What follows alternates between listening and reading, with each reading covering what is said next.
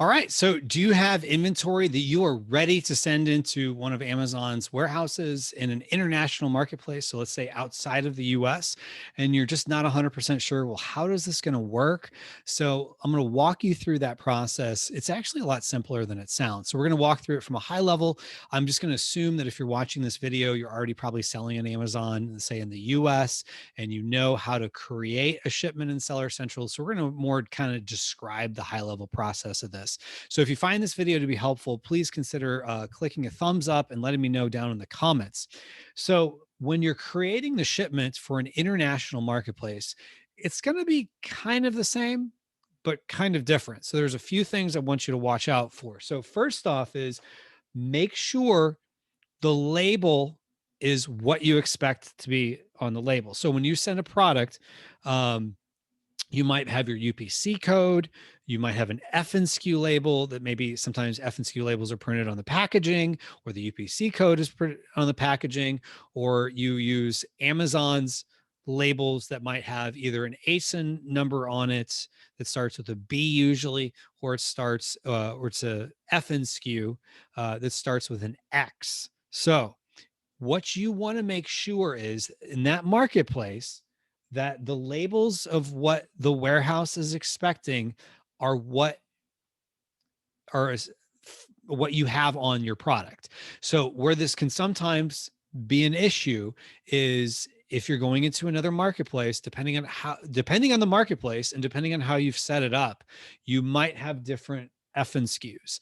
Within North America, if you use the same merchant SKU, oftentimes you can have the same FNSKU.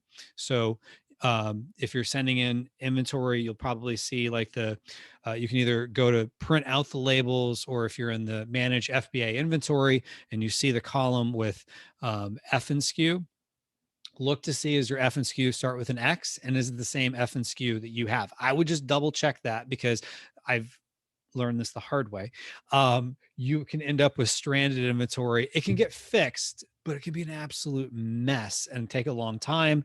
And so you just don't want to have to deal with that. So sometimes this is one of those things where 8 ounce of prevention is worth more than a pound of cure, as they say.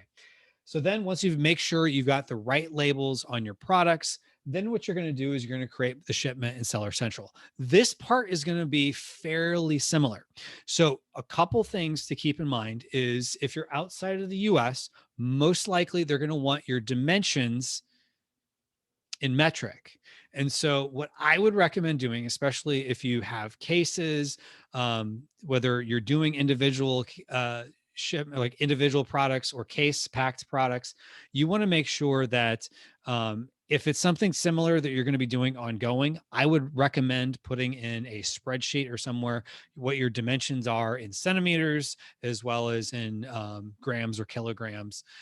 So that way you have it handy, because in most places I've seen, they want to have it in, which is kind of crazy when you're used to putting it into not metric, into customary. Maybe this is just me being a American, where we're like, we use feet and inches here, but when you're in the other marketplaces, they don't. So just keep that in mind. And then they're going to give you labels, and so you're probably used to getting, if you do parcels, where basically Amazon is giving you the labels for shipping as well as a label for your box. And so you're probably used to that. Now, if you're going across a border, Amazon doesn't want to be involved in that. And so you're going to be responsible separately to get shipping labels, which we'll go over here in just a moment, but you're still going to get labels for the individual boxes. So you want to take your label for your box, put that off to the side. So however, whether you're doing this or you have a 3PL or a freight forwarder, just make sure that everybody knows, okay, this is going to be the label for the boxes. And so if you're shipping within a country, so maybe you sent everything to a warehouse, and then they're going to hold maybe a little bit of it back, or they were doing prep, or whatever the case is, that you had it going somewhere, let's say within the UK, and then they're going to send it to a fulfillment center within the UK, Amazon will give you shipping labels. But if you're, let's say, like me, where you ship stuff to Florida, and then you have Amazon, or you send in stuff to Amazon in, let's say, Brampton, Ontario, for the Canadian marketplace, I don't get shipping labels. I just get the labels for the boxes. So I print out those labels for the boxes, put them on the boxes. Now I go over to UPS and I create the shipping labels. And this could be something potentially your freight forwarder can help you with, or whatever the case is. And you're going to want to create shipping labels. Then what you're going to do is you're going to also need to get, in addition to the shipping labels, a commercial invoice. And so if you import products into the US or wherever you import them to, I can almost guarantee you one of the boxes probably has like a little envelope with like a Ziploc um, like opening where there's probably, it depends on the carrier, but usually it's 3 copies of a commercial invoice. And you, if you're like me, I usually just throw them away. Because they're really more of a document to get it across the border. But now you're the one who's shipping it across the border. So now you got to be the one to have the commercial invoice. Now, worst case scenario, if you use UPS, and this is my case, the first time I did it, I forgot the commercial invoice. So they called me, hey, we need a commercial invoice. And if you use UPS, well, here's a little tidbit. If you use UPS, promo code easy, as in not hard, or promo code fast, as in not slow. So you can use either one, easy or fast, will save you up to 40% off shipping. So that could be worth the cost of watching this video, which was free anyway. So anyway, you could save some money there. But when you're walking through the process, they're going to ask you if you want help with international forms. Commercial invoice is kind of one of those things you have to use. So you want to create the commercial invoice. If you use UPS ongoing, you can actually save your products in there.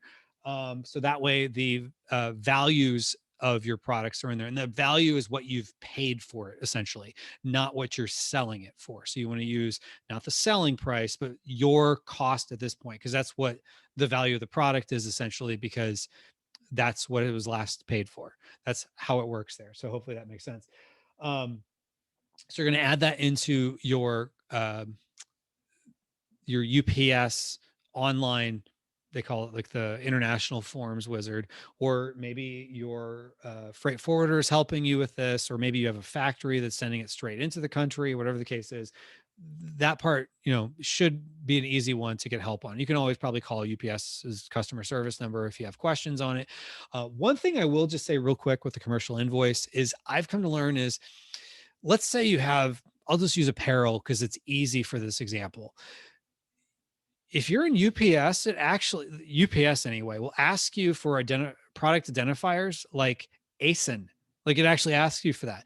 But what if you have 4 ASINs? Well, maybe it's fine. You put in the 4 ASINs and you have them each as a line item. But let's say you have shirts. So you have blue shirt, green shirt, red shirt, and you have 5 sizes for each. You could just say shirt is your description, because really what it comes down to is there's what's called a harmonized code for every type of product. And so really what you're doing is I would put it into buckets of types of products. So if you have different, whether they're, parent child variations or just basically the same type of product, maybe it's separate listings, whatever the case is, as best makes sense, categorize them into buckets. And then you're going to put those buckets of types of products, even though they don't call it bucket, you're just putting those type of products as line items on your commercial invoice. I tend to think it's going to be, one, it's simpler for me, and then it's also for the customs officials. It's going to be simpler to read a commercial invoice that doesn't have hundreds of lines for every single product. Keep it simple for everyone involved. That's my personal opinion, but take that with a grain of salt. I tend to find it works for me. So then what you're going to do is, again, I got your shipping label, whether you got that from Amazon because you were shipping within the country, or you have from UPS, your freight forwarder, or whoever, and then you have your label that is from Amazon for the basically which box is which, so the people at the warehouse know what's in each box, and then send it in. And hopefully you start getting sales relatively quickly. And one thing also to note on your first shipment, oftentimes what's going to happen is you're going to need to set up a customs brokerage account. So you most likely will, if you don't have a freight forwarder, or you can do this on your own. You can set up whatever the importation or tax number or whatever ID you need for that particular country.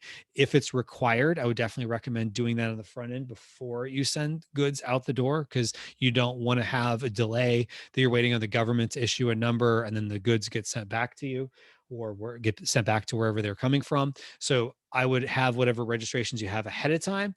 Um, but once you go across the border, even with your registration number, oftentimes someone has to pay something. And so most countries have some sort of importation tax. Oftentimes, maybe they add the value added tax or the GST or whatever they call their tax. Oftentimes, they'll charge you based on the value on the commercial invoice of the shipment. They're going to charge you that. And sometimes you can take that as a credit or whatever. So check with your tax preparers for that particular country. Um, but basically, somebody has to pay that. So you generally need to have what's called a brokerage account for that. So a couple tips on that. One, never make it look like um, the person paying that is the receiver, because that could be construed depending on how they're interpreting it. Because remember, they're dealing with lots of shipments, not just Amazon sellers sending stuff to Amazon. But you don't want to make it look like Amazon's responsible for the taxes, because they'll just reject the shipment and then it gets back to you. And then you got to send it back again and potentially have extra fees and all this other stuff and just time lost. So you don't want that to happen. But when you do work out a customs brokerage account, you want it to go onto um, your account. And if you're talking in terms of Incoterms, it's basically DDP, destination duties paid, is the way you want to basically phrase it, where you want to get the bill for, as much as you probably don't want the bill, you still want to be the one who gets the bill logistically, for any taxes. And sometimes it's a little bit more of a hoop, that first shipment of, hey, we need you to fill out this form, or, this needs to be notarized, or whatever the case is. Whatever it is, just make sure you get back whatever documentation, whether it's UPS, freight forwarder, or some other customs company. Make sure you do that quickly.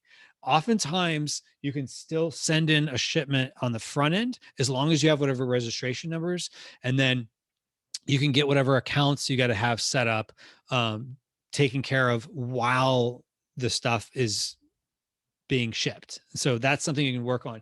It's usually the biggest headache, especially if you're going across the border the first time. After that, it tends to work like clockwork, in my experience anyway. And especially if you're staying with the same carrier. It's one of the reasons why I tend to stick with UPS, because I've got the brokerage account and it's all just kind of figured out. So hopefully this video has been helpful for you. If you have any questions on international shipping, feel free to leave a question or comment down below. If you found this video to be helpful, please consider liking this video. If you have not subscribed to this channel, please consider subscribing. And then also, if you're watching this and you're like, well, this is probably 3 steps ahead of where I'm at right now, and you want to learn more about international selling, you can go to internationalchecklist.com and download a free checklist. It'll walk you through step by step how you can build your own international selling empire on Amazon. So I wish you the best in your e-commerce journey. And also the link to internationalchecklist.com will be down below in the description. So thank you so much. Take care.